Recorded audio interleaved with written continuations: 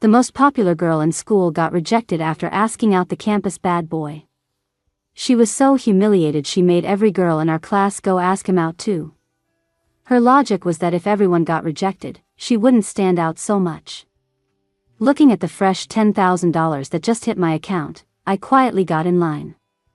The guys were tempted too, but the popular girl wouldn't give them the time of day. And so, every single day, the bad boy from the class next door got a love confession from a girl in my class. Without fail, he would coldly reply with 2 words, "Get lost." I was the last one. Leo. Before I could even finish, the bad boy shot to his feet, blushing, and nearly knocked over his desk and chair. "Sis, don't mess with me. My brother will kill me. I'm the long-lost daughter with all the bad luck. My foster parents favored their son and worked me like a dog my whole childhood.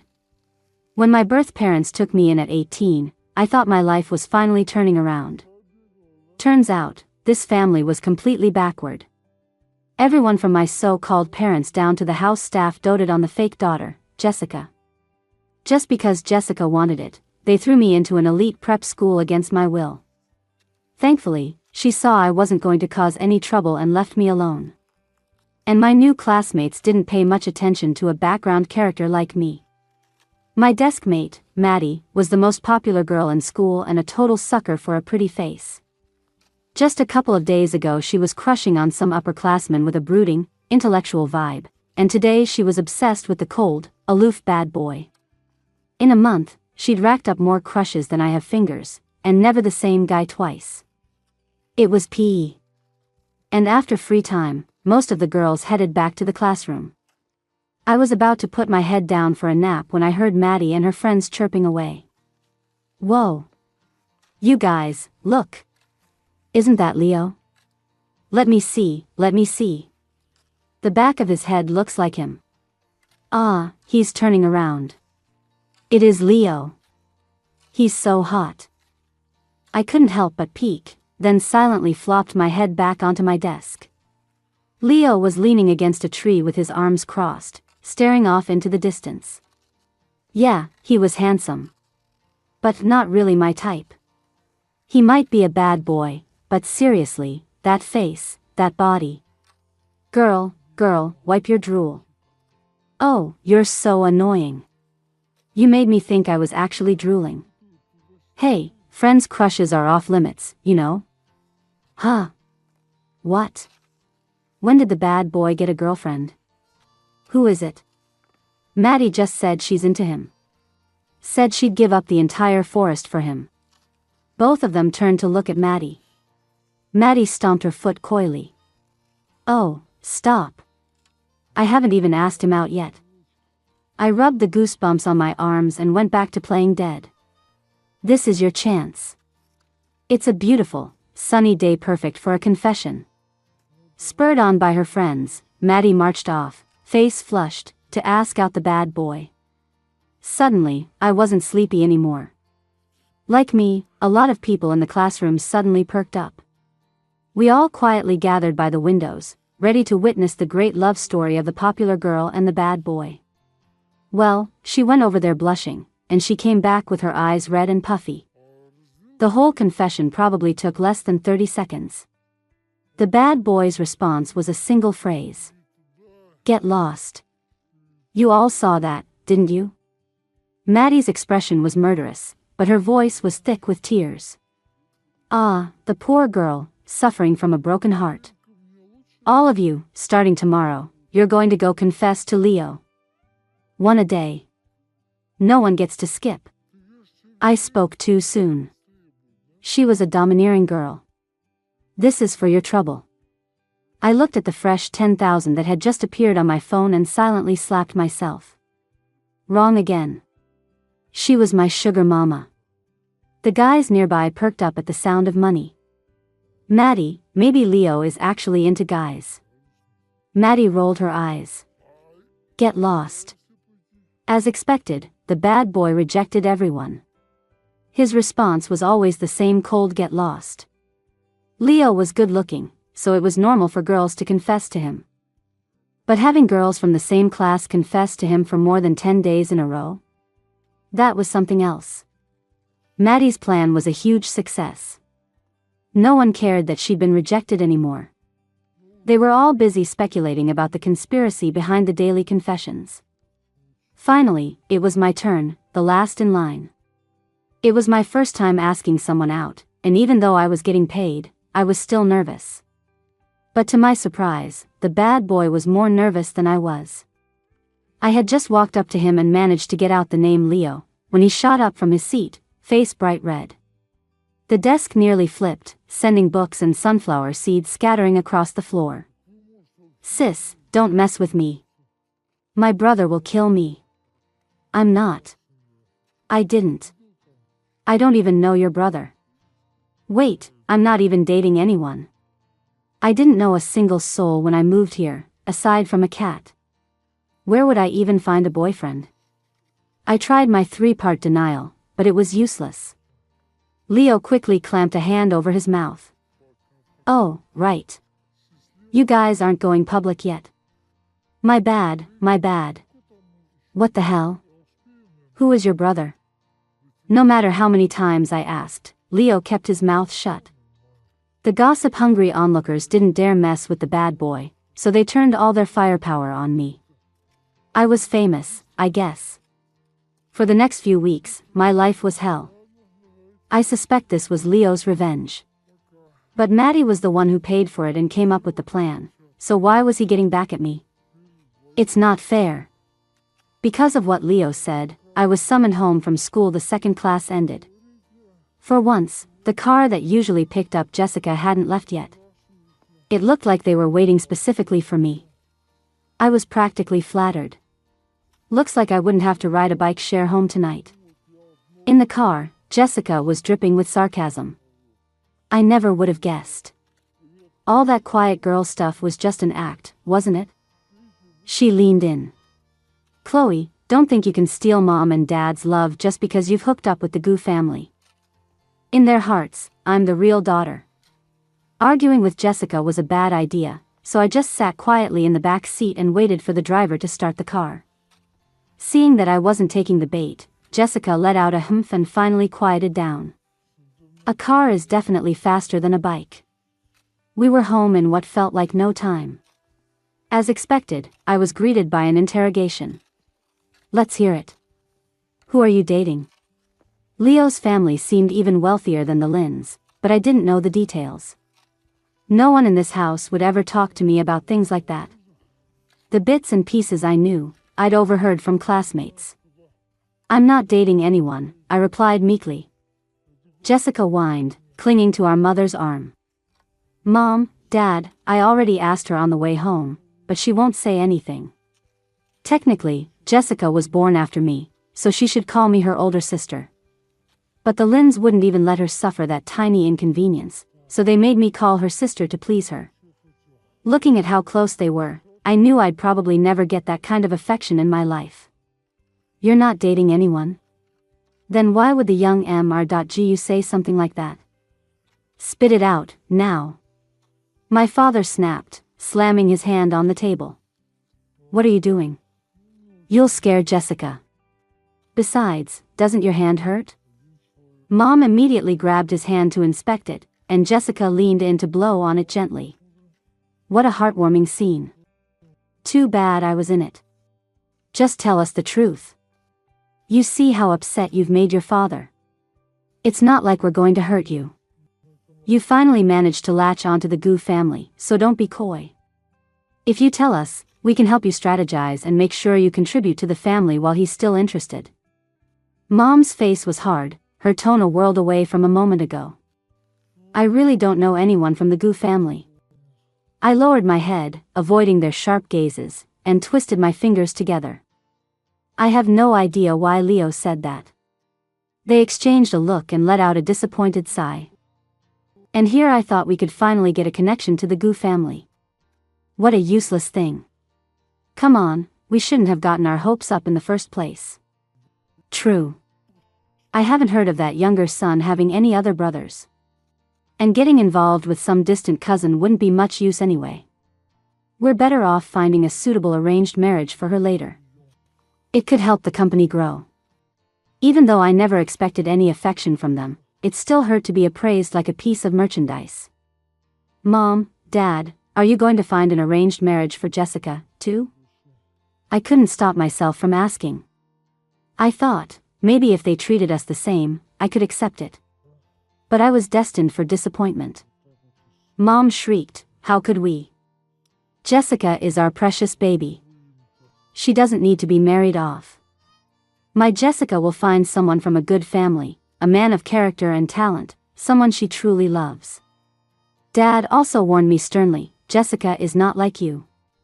You'd better drop whatever little schemes you're plotting. We took you in, and we can just as easily throw you out." I laughed at my own foolishness and gave a faint reply. "I understand. I won't ever have such naive thoughts again." No one called me for dinner. Clutching my growling stomach, I started to feel a pang of regret. They definitely wouldn't save any food for me. I wasn't that important. The kitchen fridge was always cleared out after dinner, so there was nothing.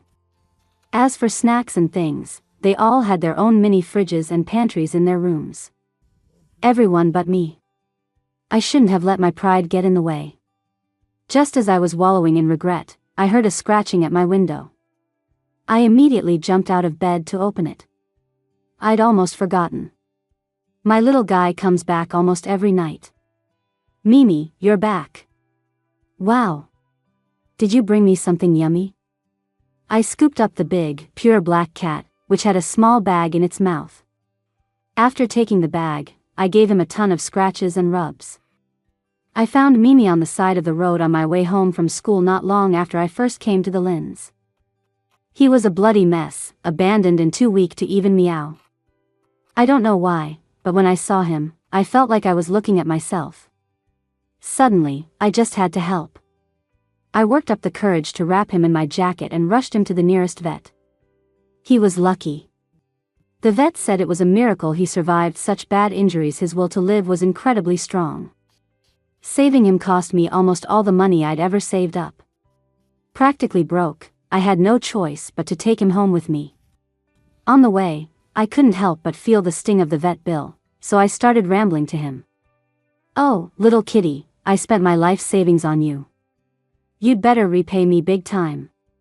You know, you're a handsome little guy. How about you marry me to repay the favor, hee hee." The next day, he vanished like a deadbeat boyfriend. I thought that was the end of our story, but he came back a week later. And after that, he came back every single night through my window, never once letting the Lynns find out. One time, I complained to him about how hungry I got at night, and the very next evening, he brought me all sorts of pastries and snacks. He was just the sweetest. Worried he was stealing from people, I tied a small cloth pouch around his neck with some spare change inside and spent a long time seriously explaining that he had to pay for things he took. Mostly, I was afraid he'd get beaten to death. My little kitty is very smart, and the people who gave him the food were nice, too. Because after several months, I noticed the money in the pouch had barely decreased. If it weren't for a $50 bill being swapped for 20s, 10s, and 1s, I would have thought he wasn't paying at all. Meow. The cat stretched his neck out, enjoying my scratches, before wiggling free and jumping onto the desk. Meow. He sat on the desk and patted the bag with his paw, signaling me to hurry up and eat. Such a good boy. I know, I'm eating. I opened the package. It was a steaming hot baked curry beef with rice and 2 all-meat sausages. I gave one of the sausages to my hard-working little kitty before starting on my own late-night feast. I wasn't completely ignored. I had my Mimi, who loved me. And now, I had money too. With money and love, asking for anything more would be greedy. Full and content, I cleaned up, snuggled into bed with my little cat, and started ranting about Leo. Mimi, Leo was so out of line. He totally slandered me, saying I have a boyfriend. I don't even know who his brother is, and he called me sis in front of so many people. I can already imagine how many people are going to come stare at me like I'm a zoo animal. Ugh, I hope they don't bother me when I'm trying to study in the library. My little cat would meow in agreement every so often. When he heard me mention the library, his body tensed for a split second. That night, I didn't notice that after I fell asleep, the cat licked my chin and left. The next day at noon, I was heading to the library to do my homework after lunch when someone blocked my path. Sis, I was wrong. I really know I was wrong. Boo-hoo, I shouldn't have blabbed about your relationship. I promise no one will bother you about it. Can you please put in a good word with my brother for me? Tell him to stop hitting me. I really can't take a beating. Was this bruised, swollen, limping person in front of me really Leo? I quickly looked down and bit my lip hard, trying not to laugh. The once cool, gloomy-looking handsome guy now had a face like a painter's palette, covered in scratches. If you didn't know any better, you'd think he'd been attacked by a feral cat. Leo, I really don't know your brother. And you won't tell me who he is when I ask, so I can't plead your case even if I wanted to. I managed to suppress my laughter and explained with a straight face. My brother is, Leo ground his teeth, pointing to his face. Isn't it obvious? Honestly, it doesn't look like a person beat you up. It looks more like you got in a fight with a cat. I said it casually, but Leo shot me a miserable look that screamed, I don't get you lovebirds and your weird games. I felt like I'd been struck by lightning. I spoke cautiously. Your brother is a cat. Haven't you two basically promised yourselves to each other? My brother told our parents ages ago. In the library, for the first time ever, I couldn't read a single word. My mind was reeling with what Leo had said. The pen in my hand accidentally slipped and fell at the feet of the person across from me. A long, fair hand picked it up and silently handed it back. Only then did I notice the person sitting opposite me. He was a clean-cut guy in a gray hoodie, giving off a vibe of I'm very gentle and easy to bully, the complete opposite of Leo. But looking closely, I could see a faint resemblance to Leo in his features. And those eyes were so damn familiar. Mimi? I blurted out. The guy's neck flushed pink, and he nervously clasped his hands. Can you call me Ryan? You can call me Mimi at night. Case closed. My regular library study buddy was my own little kitty, who disappeared every day. I thought in a daze, thank God I didn't let the vet neuter him. That evening, my little cat appeared right on schedule, a bag still dangling from his mouth. Meow. I didn't rush to pick him up. He circled my feet, rubbing against me affectionately. Ryan, can you turn into a person? We need to talk. During the day, I'd chickened out and run away. The little black cat hesitated for a moment, then nodded. And then, a person materialized out of thin air. A naked one. I threw my hands over my eyes, turned around, and shrieked, "Why aren't you wearing clothes?" He was startled by my shout and explained defensively, transforming doesn't come with clothes. In the end, he wore my pajamas. Why did you tell your family that we, pledged our lives to each other? You were the one who said I should marry you to repay you. I didn't know you could turn into a person. I took a deep breath and continued my interrogation. The library. You were always sitting across from me, weren't you? Why didn't you tell me who you were? And most importantly, you're a person, so why did you pretend to be a cat and sleep with me? Ryan first nodded obediently, then explained, my parents said I should wait for you to find out and ask. They said telling you directly would scare you. As for the last question, he looked even more hurt. You don't like people. You said cats were better to hold, that they were comfortable to sleep with. Something felt off, but I couldn't put my finger on it. Ryan, the marry me thing was a joke. I thought you were a little kitty who could keep me company. I am a cat. I can always keep you company. I rubbed my temples, trying to explain patiently, people can't be in a relationship with cats. It's cross-species. But I can turn into a person. We can be in a relationship. Good grief. He was completely stubborn, and his logic was flawless. Ryan, for two people to be in a relationship, They have to like each other. His eyes welled up. Don't we like each other? I like you, and you said you liked me, that you liked holding me when you sleep, and you're always kissing me, and petting me. God knows how devastating that was, hearing him say all that while wearing my yellow nightgown. I was almost convinced. It's different. I didn't know you were a person back then.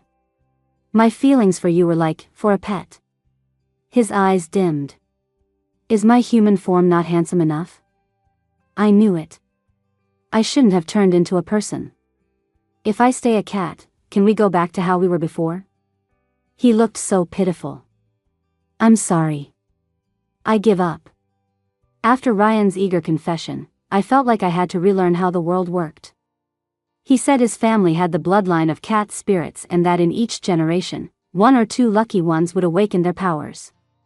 In his family, he and his dad were the lucky ones. He had to go to school during the day too, but it was a special school for demon kin run by the Bureau of Supernatural Affairs. His lunch breaks at the library were times he'd snuck out to find me. And at night? As the owner of a cat with a record, I had to ask. Sure enough, his answer confirmed it. I was supposed to board at the school at night, but now I have you. I told my parents, and they applied for me to be a day student. It's not safe for you here alone. I still wasn't thick-skinned enough. Ryan's direct confessions were making me blush. Won't that affect your studies? I'm fine here. There are so many servants, it's very safe. Maybe you should go back to boarding. Ryan shook his head firmly. I can sense the aura of a strange shadow demon here. I can't rest easy. A shadow demon? What's that? My eyes widened in shock. How did I go from discovering one supernatural being to having them pop up everywhere? A type of demon that controls people through suggestion and hypnosis. If the hypnosis is deep enough, they can even possess the person and take over their body. Was the world really this dangerous? Do you know who it is? Can you beat it? I was filled with worry. I was only 18, in the prime of my youth. I didn't want to die so young. Seeing Ryan shake his head made me even more anxious. I haven't seen any other demons here, so I can't tell. Do you think it could be Jessica? I'm the family's real daughter, but my parents are obsessed with her, like they're under a spell. I wasn't just saying that out of jealousy. No matter what Jessica did, they would defend her blindly, without ever thinking of correcting her. Even when I was being worked like a dog at my foster parents' house, they still taught me a few things about how to be a decent person. And the servants in the house, their attitude towards Jessica was overly deferential. Like maids serving a princess in a TV show. I can't say for sure. Ryan frowned, wrestling with the thought. We should report it to the BSA. As a black cat, he had a natural resistance to evil spirits. He had thought he could handle the faint demonic aura in the room by himself. But after hearing what I said, he was having second thoughts. The Bureau of Supernatural Affairs worked fast. The next night, when they launched their operation, they told me not to go home so I wouldn't get caught in the crossfire. So, a very happy Ryan took me back to his house. I had just agreed to date him, and now I was meeting his parents with 0 buffer time. I was a wreck. You must be Chloe, right? Such a beautiful child. Come in, come in. I wasn't sure what you liked to eat, so I had the cook make a little of everything. Ryan's parents were waiting at the door and greeted me warmly the moment they saw me. Leo wasn't with us. He'd gotten home earlier and was now staring at us with a mournful expression. Their warmth felt so much more sincere than the welcome I'd received from my own parents when I first came to the Lynns. After dinner, Ryan pulled me into his room. His mother's words were still echoing in my head. Thank you for making Ryan want to be human. You're our family's savior. What did your mom mean by that? Ryan dodged the question, but after I gave him a stern look, he finally came clean. I don't like my human form. I never transformed into it before I was 16. Being human is so much trouble. You have to wear clothes and learn to walk all over again. You run so slow, you're not flexible at all. My cat form is way more convenient, and I don't get hurt as easily in fights. I know you won't date a cat, so I'm willing to be human now." He looked so nervous, like he thought I was going to break up with him on the spot. I didn't know whether to laugh or cry. "That time I found you, how did you get so hurt?" "Well, I snuck out of school and had the bad luck to run into a powerful fugitive demon." That was some seriously bad luck. He'd run into a notorious demon who'd been on the run for decades. I used a life-saving charm my dad gave me to seriously injure him and get away. I left because I was afraid he'd follow me and put you in danger. After he got back, he immediately had his family report it to the BSA. While the demon was still injured and couldn't hide easily, the BSA launched a search at the location Ryan provided and finally captured the menace. I had been worried his parents would look down on a Cinderella like me, but it turned out I was more like their knight in shining armor. The BSA was all about efficiency. The battle was over in one night. The result, however, was a bit of a surprise. The shadow demon wasn't Jessica. The big boss was actually the butler, Mr. Wanga, curious shadow demon who'd gotten interested in the whole real versus fake daughter drama. According to his confession, he wanted to personally direct a real-life soap opera of the two daughters fighting and had chosen the Lin family for his stage. I wasn't even related to the Lins. The DNA results had been faked by him. He was disappointed that Jessica and I weren't in violent conflict, and he was planning to bring in another real daughter to replace me. But he was caught by the BSA before he had the chance. I was stunned. "So, my foster parents are my real parents?" Ryan's mom shook her head. "No, the report saying you weren't related to them was real. As for your birth parents, he didn't know either." I couldn't tell if I was disappointed or something else, but my heart felt heavy. What will happen to the Lins? I had lived in their house for a while, after all. I didn't want anything bad to happen to them. If we weren't related, then their attitude was, I suppose, understandable. Once the shadow demon is gone, they'll be unconscious for 3 or 4 days, but then they'll wake up. I forced a smile and nodded. "Chloe, why don't you live with us from now on? That boy Ryan is set on you, and we adore you. Just think of us as your aunt and uncle, and be our daughter." I was pulled into a warm hug. I froze for a second before letting myself relax into it, not wanting to pull away. But a moment later, I was transferred to another, leaner embrace. Ryan muttered unhappily, "Mom, Chloe is mine." "Mine? If you want a daughter, go have one yourselves." "You little brat, how dare you talk to your mother like that?" his dad said, pretending he was about to hit him. My face was burning. I quickly pushed him away. "Thank you, sir, ma'am." Seeing Ryan was about to act up again, I grabbed his hand, and he finally settled down. "Thank you for having me." 4 days later, Jessica found me during a break between classes. "I'm so sorry. I said a lot of awful things before, and I got you in trouble with my parents." I smiled and shook my head. "You were being controlled, too. My parents and I did another DNA test. I'm really not their biological child. But I swear, I never had any intention of bullying the real daughter to fight for their affection. I already took her place and enjoyed so much love. You can't be greedy. Do you think I'm being fake?" Jessica was smiling, but I thought she was about to cry. I didn't answer. I just reached out and gave her a hug. I'm scared to tell anyone. In their eyes, I'm the one who did all those things. And I'm scared to tell my parents. I'm afraid they'll hold it against me, that they'll think I'm the kind of person who would bully their real daughter. I didn't know anything. Why did that demon have to do this to me? I just listened quietly. Right now, all she needed was a listener. An uninvited guest suddenly appeared. "Sis, are you okay?" "Jessica, are you bullying my Sayu?" Leo came running over, his voice preceding him. When he saw Jessica buried in my arms, he instantly shut up. Anyway, haha. Wrong way. You guys carry on, carry on." he didn't get far before turning back. Sis, you're still gonna like my brother later, right? I shot him a death glare. Leo scurried away.